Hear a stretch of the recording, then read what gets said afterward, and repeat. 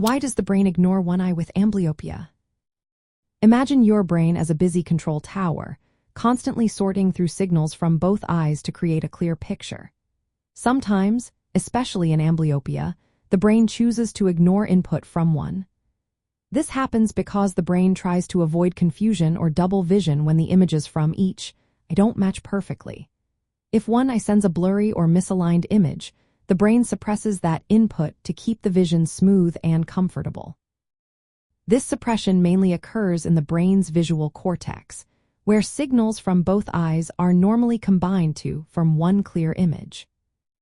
In cases of amblyopia caused by a misalignment or different focusing errors, the brain favors the stronger, clearer. It actively reduces or blocks signals from the weaker to prevent double vision or visual confusion. This process involves inhibitory neural circuits that use chemicals like GABA to dampen the response from the affected. As a result, the neural pathways from that become less active, leading to decreased visual sharpness and poor depth perception from that. This suppression isn't just a passive ignoring, it's an active neural adaptation. The brain essentially disconnects the weaker from the visual processing system to maintain a stable single image.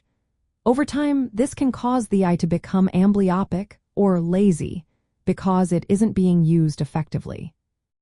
Treatments like patching the stronger or using binocular therapies aim to reverse this suppression. These methods work by encouraging the brain to respond more equally to both eyes, helping to rebuild the neural connections.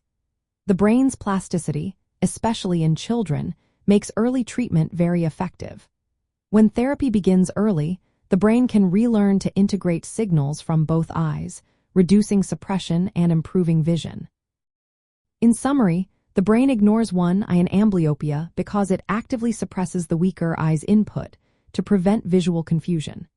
This suppression involves changes in the brain's neural circuits, especially in the visual cortex, and can be modified through appropriate treatments.